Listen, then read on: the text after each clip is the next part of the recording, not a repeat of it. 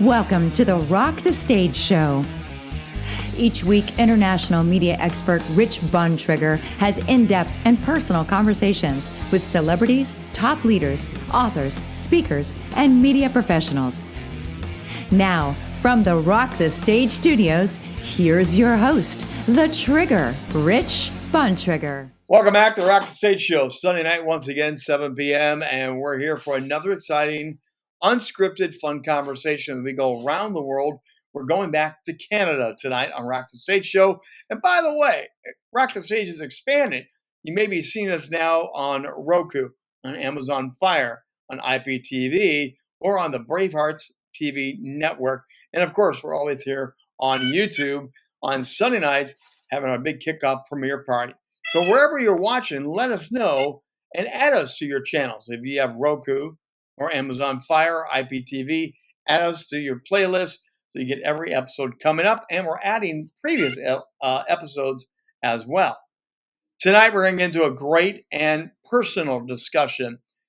You know, have you ever wondered what does it mean to step into your greatness? Have you ever heard that phrase? Or as a coach, a mentor told you, step into your greatness.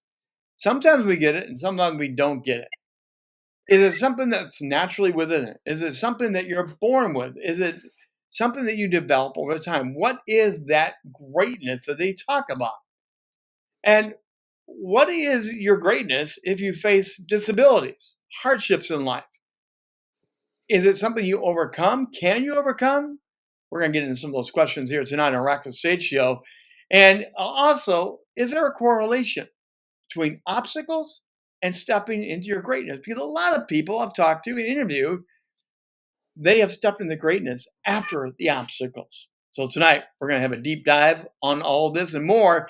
Alvin Law is a Canadian Hall of Fame professional speaker, author, actor, and world-class drummer who has been impacting audiences around the globe since 1981. His life story is a perfect example of the power that we have just talking about of overcoming the obstacles. And we all pass through those obstacles in life and step into our greatness. Welcome to Rock the Stage Show tonight, Alvin Law. Hey, brother, how are you? I am doing wonderful in Canada. What a place to be. And you're out in the woods in a cabin relaxing today. Yeah, I'm kind of doing the stereotype today, my friend. We are literally in the middle of almost nowhere, although there are 225 other cottages surrounding a lake that is called Crystal Lake. It is in rural Saskatchewan, which if anybody knows where that is, probably don't know how to say it. We're just north of North Dakota for Americans. And for the rest of the world, we are right in the middle of the Canadian breadbasket. So this is also farming country. Just to tell you one more thing. On one side of my cottage, we have a view of a pristine lake. And on the other side of the cottage across the road is a field of what's going to be canola. So yeah, it's rural, but it's also very close to my home. I grew up in a town 45 minutes south of here called Yorkton, Saskatchewan. And we're going to be talking a lot about that today because what you mentioned in the introduction, yeah, and I may be fabricating this in my own brain, but I don't believe that. I believe that where I grew up and the culture of the home that I grew up in made me great. And it was a hard task, but it was all worth the effort because look at what I get, you know, not just stuff like a cottage, but the whole fullness of living life. And yeah, in case people haven't been paying attention, I was also born without arms. So we're going to dive right into that one too. Exactly. I was going to say, don't give it all away right there, Alvin. Come on, man.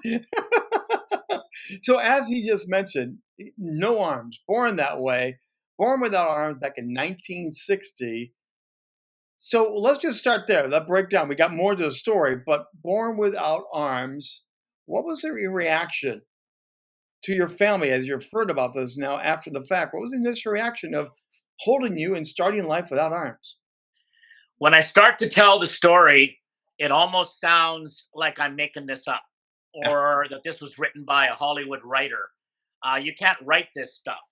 I was born without arms, and for those that are technically proficient and interested in this particular fact, there was a medication given to pregnant women in the late 1950s, early 1960s that was called thalidomide. And why I bring it up is because a lot of people actually call people like me a thalidomide baby. It actually got a title. So I was born in the summer of 1960. I was also homeless when I was 5 days old. And Wow. that's a huge part of the story. Yes. But I also like to make sure people understand I'm not upset about this. In fact, when people ask me, what did I overcome? My cheeky answer is I overcame 1960, right? Because we were pretty naive in those days. And therefore, my birth family were too overwhelmed. Who knows what would have happened in 2025, right? Right. But the fact is, this was a long time ago. There was no information, and it panicked them so much so that they agreed with all the experts who said they may as well just hospitalize me and I'll live in an institution. That was also acknowledged thinking of the time for what they would call a severely crippled human being. I mean, we can talk about this more, but I find that's the most fascinating thing. That big old label they put on my forehead that said, you're never going to have anything in your life. Well, interesting. Interesting. Me as a drummer, speaker, all the things you've done, but staying in the past like that for just a moment. So your home is the hospital. Yeah. And then, of course, what do they do with homeless children or children that are somehow finding a bad thing happen in their life where their parents are no longer there? Right. They put them in foster care. Yes. So I landed in a foster home. At what age did you land in foster care? From hospital to foster care, when did you first land there?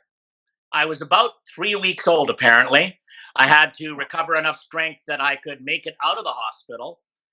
And this is where the story takes on the movie-esque theme. Yeah. A lady named Hilda Law, a 55-year-old foster mom in this little town called Yorkton, and her husband, Jack, they'd been married since 1930. So 1960, do the math, they had already raised their sons, John and Terry, who had gone off, moved across Canada. They were in the military. They had no way of getting ever close to mom and dad.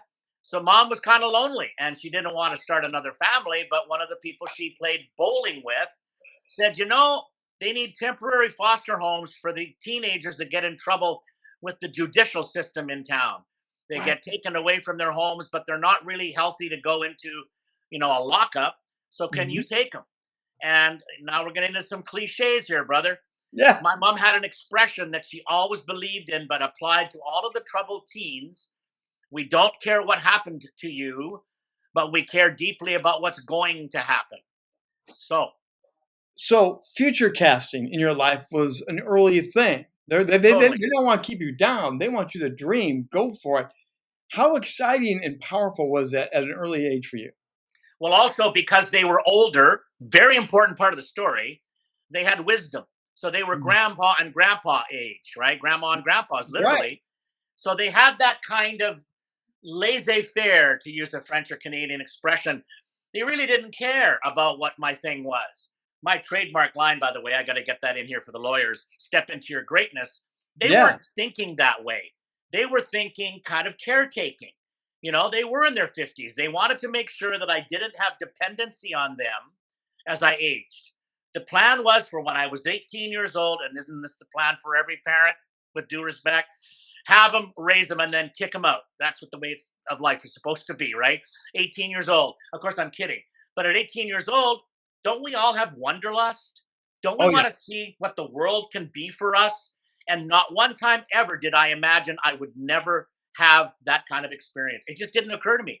I thought, if I can do this, I can do that. If I can do that, I can do this. If I can do this, I can do that. And it just kept going on and on and on and on. So now the feet are my hands, but as it turns out, they would become so much more. Oh, certainly. So before we get into the physicality of it, I'm kind of curious, which was the biggest obstacle for you to come over? Was it the physical, or was it the mental, or was it the barriers that people put on you and imposed on you? Were those the biggest obstacles? Yeah, I really don't want to get into that complicated thing we call politics of the world. But the reality was I was put into a category, and that category is what I had to overcome. My feet were so natural to me. The culture in our home, the mental health, there was never a problem. People often, I don't want to get ahead of you here, buddy, but people would often say, well, you must have been bullied. No, they tried. No. Yeah, they tried, but why would they bully me? I could stand up for myself. And I learned how to use communication skills to maneuver my way out, because clearly I couldn't use physical anger or violence. It just didn't happen. So that was one of the tips of overcoming the obstacle was you had to speak and speak for yourself strongly. Well, let's imagine something here. I wish I could physically show you. Imagine I'm having a burger at any of the fast food restaurants of your choice, Right. and I've got it between my toes like this. So Yeah. sorry to make your audience nauseous, but I'd be eating like this. Yeah. So I never thought about it till I got a little bit older and started actually thinking about it. But the first time I thought about it, I'm in a restaurant and I say to my dad, Dad, that guy's staring at me. That's pretty rude. Dad went, you better get used to it because it's never going to go away. So here's your options. You can hide in the house and never leave again, or you can learn to put up with ignorant people. But Yep. more than anything, Alvin, you're eating a hamburger with your foot. People are going to stare. So get over it.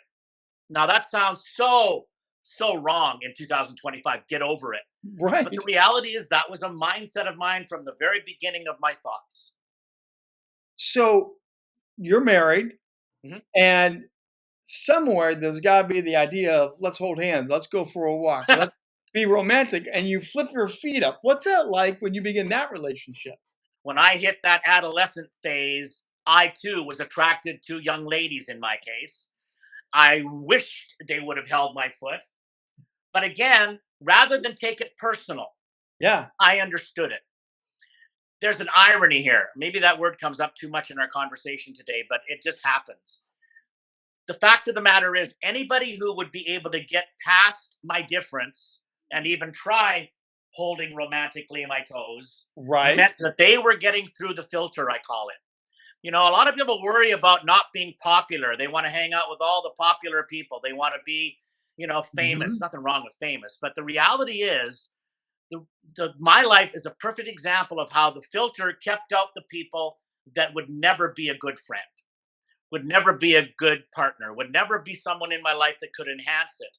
But they weren't interested anyway. So talk about a way of getting rid of the people that I didn't need to worry about in favor of the people that came in my direction.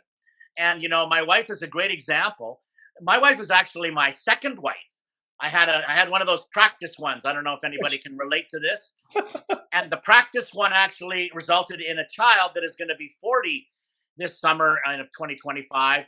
But he and I have another amazing story because when he was 3, his mother took off, not literally to the end of the world. We didn't know where she went, technically.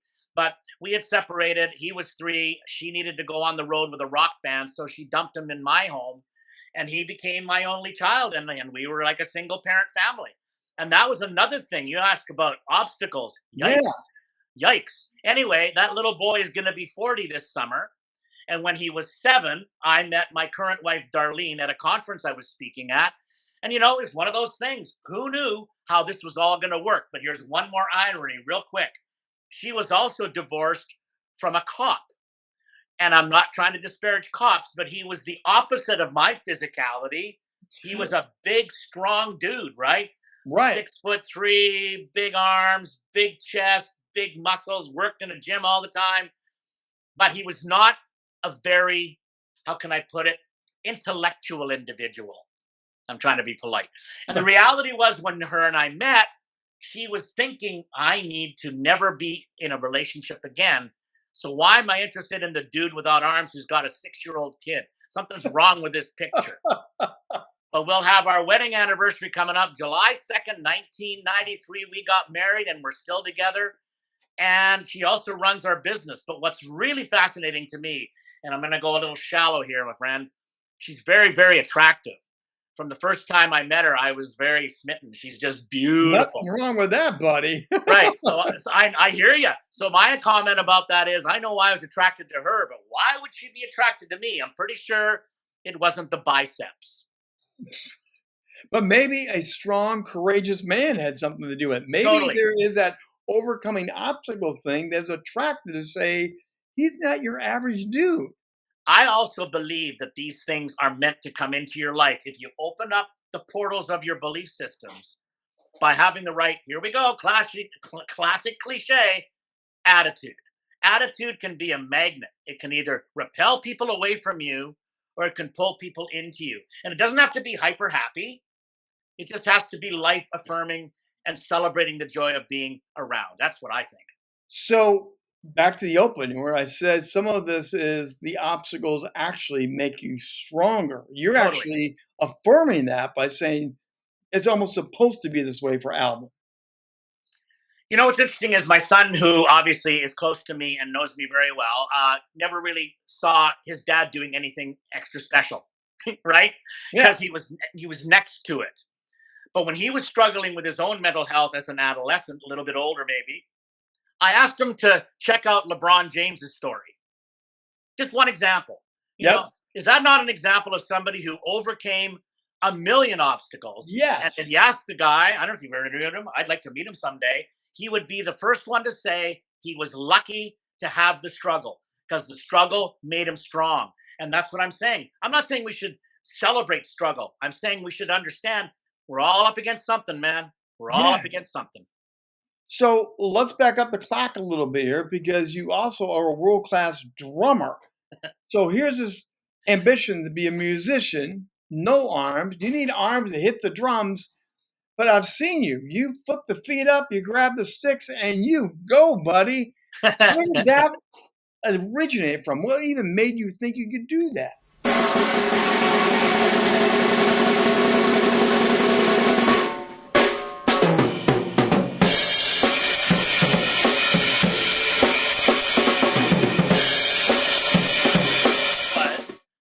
I was not a jock, to use that word, Yeah. but I loved music.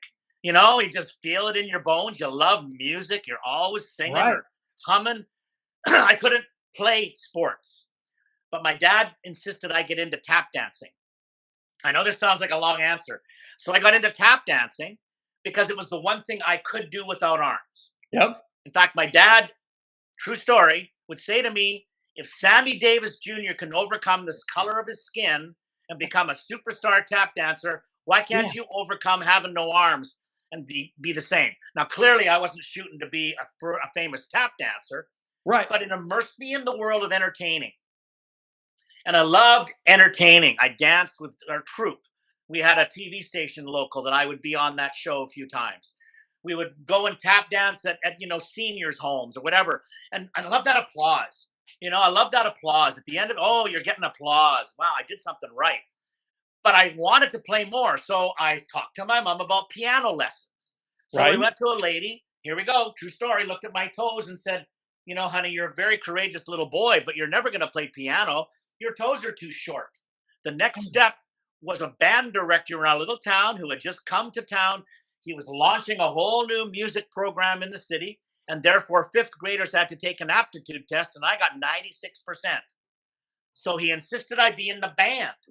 And when he talked to my mom about playing an instrument, she said, you do know he's got no arms. And honest to God, man, he went, no, I didn't know that. I'm new to town. You're not serious. He's got no arms? Yeah. Well, then the guy was a human, right? He's just like, hey, there's no way we can do this. Except here's the power of collaboration. Because of this small town, he was new, but they all go into the teacher's lounge. Back in those days, they'd have his cigarettes and all that, right, in the teacher's lounge. And he's telling it out loud, going, man, I heard about this kid with no arms. I want him in the band, but damn it, I can't figure out how I'm going to do it. Another teacher on the other side of the teacher lounge goes to church with my family and said, oh, that's that Alvin Law kid. You know, he can reach up and touch his face with his foot. Maybe if we could hold the trombone for him, he could play with his foot. And then the band director goes, well, I'm not going to have somebody hold the trombone for him. But swear to God, you can see this in media about me. Yeah. They mounted a trombone on the side of a wooden chair with metal rods and clamps in the shop at the high school, and I played it like this. And because I got into trombone, I got into jazz. Because my dad was into jazz, had all these albums. So I'd sit in the basement, put on Tommy Dorsey or Glenn Miller or whoever, and I'd play along. Got to be so good, I got to go to an elite summer jazz camp. And it was there that I decided to put a pair of sticks between my toes one day and start banging on a set of drums just to fart around. And then the drum instructor caught me and said, do you want to really learn how to do that? His name was Jack Mouse. That name might be familiar to a few people out there. Jack Mouse said, you can play the drums by altering your abilities without a bass drum or a hi-hat. Use your left stick to hit the floor tom to do the bass drum beat and forget about the hi-hats because you're jazz, man. And all you got to do is groove. and improvise. But more than anything, I didn't do it to be famous. I did it because it was so fun. And that's something that I'm recognized worldwide now for. Yes, world-class drummer, absolutely. What was that like? What were those first feelings for you to go, I can do this and I love it? What was it like? To be honest, it was less about look what I can do, and it was more about who I was doing it with. If anybody out there is in a band, I'm not trying to single out anybody, but if you're in a band, if you're in a group, I suppose it's the same with a team, but I don't know about teams. All I know is about bands. I came up with an expression. Musicians don't care what you look like. All they care about is, can you play? And I love being able to say, yes, I can, which is another great Sammy Davis Jr. tune, by the way. So you also stepped on stage and became a public speaker. Now, being in the speaking world, part of the National Speakers Association, you're in the Canadian Association, but what was it like to say, hi, I want to speak on stage, but I can't do all the body language. I can't do all the arm motions, what was it like when you first put yourself out there to let me speak on stage? So this is an absolutely critical part of my story. I didn't want to be on stage unless I was playing the trombone or the drums. Wow. And then a very, very astute, and unfortunately in a little 18-year-old's brain, practical guidance counselor said, I don't know if a career in music is really a good idea for you, Alvin. I mean, you're amazing, you're inspirational, but that's going to make it hard for you to get a gig when you got to carry that chair around with all the stands for your trombone by yourself to go play in a bar somewhere. Well, the drums are the same thing. People are never going to look at you and go, he's a drummer. They're going to look at you and go, what the hell is going on here? Right. But here's an idea. Work in radio. Bingo. So I went to broadcasting school in 1978. Got a job as a disc jockey at a classic rock vinyl FM radio station in Canada. And I started spinning vinyl. So I would do shows. I even did, catch this, I did audio documentaries on reel-to-reel audio tape, editing with a razor blade between my toes. Okay. Swear to God. I used to edit audio in my early radio days. Yeah. And I was horrible at it. And you did it with your feet? I was really good at it. Guess why? Because of my hearing. Yeah. My musical hearing. I could hear perfectly. And not only for perfect pitch, but also when those cuts were. But you know what it did?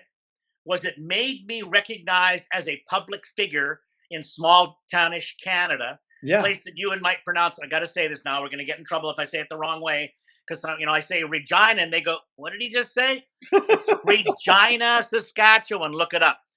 Population 200,000 people. So what we would call a moderately small market radio network. Yes. Here was the key. I don't think this is made up. Your audience can judge. 1981 was declared the International Year of Disabled Persons. So it became a topic of conversation, a topic of banquets, a topic of conventions. Right. So why don't we get that Alvin Law guy from the radio station to come and speak to our Rotary Club? Why don't we get that Alvin Law guy to come and speak to our Ladies Club? Before I knew it, I was developing a speech. But when I spoke in front of a group of 7th graders, I came up with this problem. And this is going to be real honest now, my friend. I got up in front of 7th graders who have no manners whatsoever, said, ask any questions you want. They all put up their hand. I'd never done this before. I had no idea what I was doing. I said, yeah, whatever. Kid in the front row, what is your question? I swear to God, he looked at me and said, how do you go to the bathroom? I was waiting for it. Rim shot there. Boom. Yeah. Hey, that's not a broadcasting question, but that's a really good question. Yeah. And of course, even to this day, I throw that out to an audience. So let's do it right now. Yeah. How would you go to the bathroom if you couldn't use your hands? Because most people will say, that's impossible. No, it's not. So we go back to the very beginning of this interview. When we take a look at what we see as our own obstacles, maybe some of them are real, but maybe some of them are just imposed by our society who says you can't. And by the way, I go to the bathroom myself all the time. I'll let your audience off the hook. So let's take this a step here, because you talked about attitude being so important and reframing your attitude to overcome the obstacles. Now we're talking about having the imagination to coming up with solutions for these life daily questions. So did the imagination kick in? Did practicality kick in? Was it a merger of the two? How do you get so adaptable to these things? I've had a lot of people ask me that question, which means I've had a lot of time to think about it. And this is the very, very honest, well thought out answer. I just didn't have a choice. Survival. Right? I just didn't have a choice. It was survival. But wasn't survival in a negative way. It was failure comes first. Yep. And then comes success. That's such an obvious statement. But too many people quit after the first try. I couldn't quit after the first try because if I was going to figure this out, I had to keep it up. And of course, then you figure it out. And then you start to apply a different methodology that is very important that your audience hears this. Once you figure out you can get over a failure, you don't have any more excuses anymore. Sorry, I don't want to be insensitive, but stop making excuses for your life. Just get on and do it. That sounds so cheeky again, but that was my mindset. So therefore, just to go back to the closing of the story, when I was in that room with those kids, something kicked in for me. 7th graders, career fair, radio broadcaster, happened to be in a music room who happened to have a set of drums there. So instead of answering the embarrassing question as a 20-year-old in my case, I went back and I sat behind the drums and I said, I want all you kids to try an exercise. Close your eyes and don't watch me play these drums. I'll tell you when you can open them, then you can watch. So it became this thing I invented on the spot. They all closed their eyes. I played for a few seconds, got them to open their eyes, played for another few seconds. And when I was done, I said, so if you thought I was a drummer with your eyes closed, with your eyes open, I'm still a drummer. If you think of me first for the things I can do rather than the things I can't do, then you're starting to see human beings for who they really are. I didn't know I was coming up with a genius line, but what I didn't know as well is that would be the beginning of the next step. I realized I was wasting a career in a radio booth that I was pretty good at when I was given this gift of a story. The more I could tell the story, I thought it was going to be a year, international year, 1 year, 1981. Yeah. Well, as the story goes of so many of your guests, before you knew it, the next thing took place, and here I am. How many years later? That was a long time ago, my friend, but I don't have any regrets. I became a professional full-time speaker in 1988, and I've been doing it ever since. So there's a learning curve here, and learning to accept your limitations, but not letting them limit you. Learning that and accepting that for many people is the end of the game, but you learn that you have to keep learning, don't you? Let's take a look at all of the public discourse, especially in your country lately. I'm Canadian, about this idea of diversity and equity and inclusion, and people are annoyed by it. Fine. I understand that because I get that point. I understand it more than your audience might even get because I happen to be white, but I didn't get white privilege. I have no arms. Let's remind the audience one more time. So everything I did, every job I had, I've never been fired. Every job I did, and here we go. Sorry for the preachy again. I earned it. I didn't wait for some magical thing program come along and say, oh, here, Alvin, why don't you do this? And in the meantime, we'll get rid of somebody else. I hated that too. But the reality is we've gone down the wrong path to trying to figure out who's right, who's wrong, who's guilty, who's not guilty. And we're so good at trying to find blame for the problems in our culture that we're wasting all of our energy when what we should be doing is fixing these issues. Well, and also looking at the value of the person. Absolutely. Looking deeper than, again, you mentioned it earlier, they look at the exterior and go, he can't. Instead, the value of the person says they can't. The other thing, too, is that this is global. They can't do more. Yeah, this is global, too. I want to make sure the audience understands that I may be in Canada, you may be in America, but I've traveled the world, not bragging, just saying, around the world speaking. I mean, I'll give you a really fun example to get off the negative tone for a minute. You know, my favorite thing is to talk to little kids. And the first time I spoke to little kids, with the 5-year-olds were all in the front row.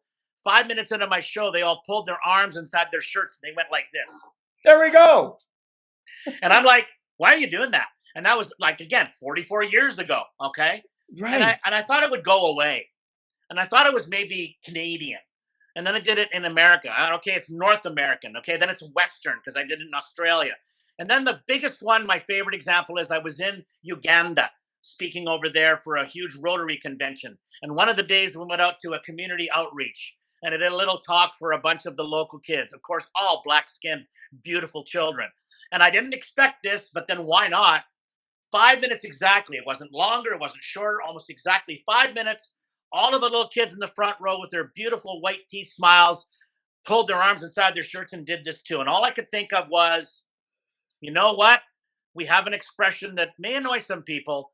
We're all children of planet Earth. That's a beautiful story about the kids folding their hands into the shirt and tucking them in.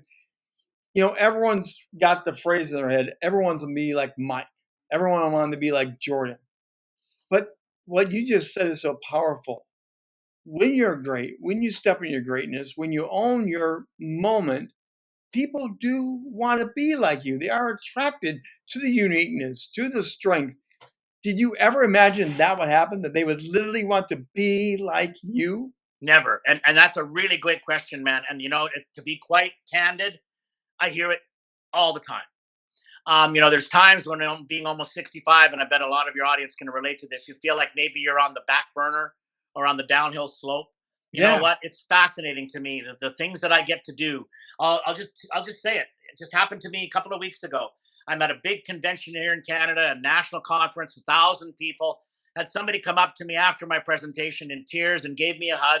And she said, "You changed my life." And I went, "Oh, thanks." She goes, "Not today. 30 years ago.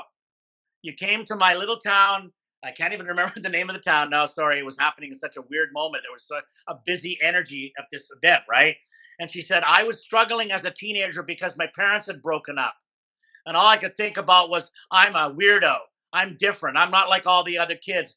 My life sucks." She's telling me like this in this voice, right? Yes. And she said, "You came to our school and you told us about your life." And she goes, "I can't believe I got to hear you again today. And all the memories that came flooding back." She goes, "Now I'm the CEO of a company that is here with 20 of my employees for this national convention. We're an extremely successful production company." She goes, "I'm not giving you the credit, Alvin, but I will tell you this. You made me realize that day we're all facing challenges. Maybe it's just time that I move on and get on with my life and prove to my broken up parents you didn't do anything wrong. I'm going to make you proud." It's exactly what she said with tears in her eyes. So did I do that? No, she did it. But to go back to the line, step into your greatness, what I'm saying to people, it's not simple, but it's an idea. It's a mindset. You have greatness within you. Everybody does. Everyone. It doesn't mean you have to be a CEO. Just be a great mom or be a great grandparent or be a great whatever. Greatness is not about getting on the Academy Awards, accepting a trophy. Greatness is about knowing every night when you go to bed, you did something in your life today that was worth something and is going to change your little corner of the world. Another thought that's going through my mind is first impressions. For me as a stutterer, I used to wait till someone speak first, and then I would follow them. My first impression often was a train wreck because I was following them, listening to them. I've changed that over the years now, where I go first because my first impression is I'm going to lead out. Did you have to navigate first impressions? And if so, what was it like to learn about how you make a first impression before they assume something about you? You know, that's a brilliant question, and I've got a brilliant answer. I took it on myself as my own personal responsibility to always talk first. And if I had the moment, if I had the time, maybe the best expression of this would be an anecdote I tell on or off stage, not always, depending. But my wife, perfect example. Okay, so let's picture a fun moment with a great lesson. I drive a car. So I steer with my right foot on the wheel, my left foot on the gas. I don't have any special equipment in my car at all. And, you know, like all modern citizens of the Western world we live in, I go to drive-thrus. So you get up to the drive-through window and they ask for your money. Well, then I stick my foot out the window with what used to be cash, is now a debit card or whatever, and I just do it. You know, I just give it to them because, you know what? I'm a consumer doing an interaction. Until my wife said to me one day, we're talking 20 years ago, she literally said, "Alvin, do you ever think about what that looks like?" And I'm like, what a silly thing. Of course I know what I look like. No, she said, in the moment, they hear your voice, you place your order, you pull up at the window, and then you stick your foot up. What am I supposed to do? She goes, prepare them. So now when I get to the window, I say, by the way, I have no arms. I was born without them. I use my toes. Here's my payment. I hope you're okay with that. It's fascinating to watch the change of reaction from these people that, let's be blunt, these are not people with multiple degrees from multiple universities working in the booth at McDonald's or something, right? I'm not saying they're bad people. They're on their way up the ladder. So, they're in this room and they're probably doing the most mundane of jobs. I've had people actually tell me 30 seconds interacting with someone in a booth changed their whole perspective on life. How hard is that? But that's leading out. That's being strong. That's all the many things we're talking about. There's a great illustration of you went first and set the table so they could respond to you naturally, and they got something out of it. How cool is that? More than anything, I believe as a person with a disability, we have a moral responsibility to make our lives more comfortable for those around us who don't know what to do. It's as simple as that. People would disagree with me, fine. But I found it to be way better in my life to say, here's what happened to me. And then that opens another dialogue box on airplanes and restaurants, wherever I happen to be. Yeah. Am I a narcissist? No. I just understand I was given this life. I am responsible for explaining it. Wow. And again, step into your greatness. We're talking a lot about that here today. Alvin, here's your website we're going to pop up on. Everyone hit the QR code. The website is filled with amazing videos, insights, but what do you want to tell us about your website?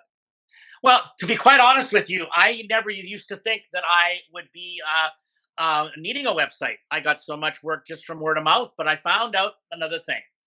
I was getting even more than, I hope this is not inappropriate to say this, I was getting a little offended by the pigeonholing of the fact I was called a disabled speaker. Mm-hmm. Okay, I get that. That's what some people would say. But my wife and I agreed we had an old website that was not functioning the way we wanted it to. But then we also hired a branding expert, and she and her team came up with this idea, working with for months and months. This was 14 months. Her writer out of Nashville, I might add, came up with this idea. Here's what you do, Alvin. You get people to step into their greatness. As we wind down today, the one thing we haven't talked about, which is, I think, so important, it's easy to get frustrated. It's easy to shake your fist at the sky, but never give up is a big mantra for years. Never give up on yourself, your teammates, your wife, your colleagues, whatever it is. But speak to that, because I think today we are giving up way too easy, too fast, too often. Well, part of this, I think, to be a little bit old again, is we've come into, I brought it up now, a little different connotation. We've been a bit of a fast food culture. Even now we can order food to our door, which, by the way, I have a real problem with. I never order any food to our door unless it's Chinese. Anyway, the reality is, I think we've become a fast food culture. Yes. We expect to say, I want that, and then it's supposed to come to our door by one of those blue vans with the blue swoop on it, Yeah. It doesn't work that way. So what I give the audience as a piece of advice is you are your own enemy. In fact, I've got this in my quotes. I have a list of laws I call Alvin's laws of life. And under never give up, I say the biggest enemy we encounter, we see every day when we look in a mirror. But mirrors do not reflect who we truly are. Our lives do.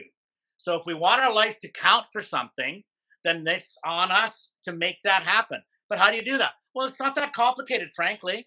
If you want to learn how to do something, go take a course.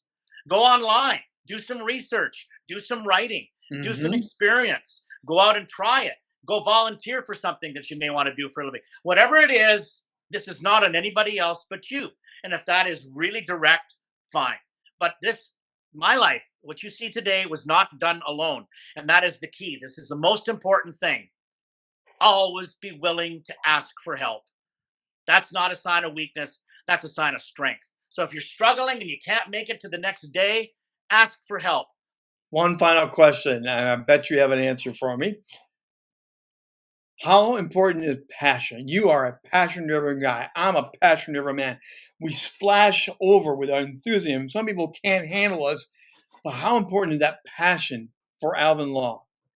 Well, if people think I'm making this up, they'd be wrong. I am a lover of life. I've always been a lover of life. It just took me a while to get out of this little bit of an ugly persona outside that people thought was uncomfortable. It's not a pretty sight to see me with my shirt off, for example. But at the same time, we are not defined by our external beauty.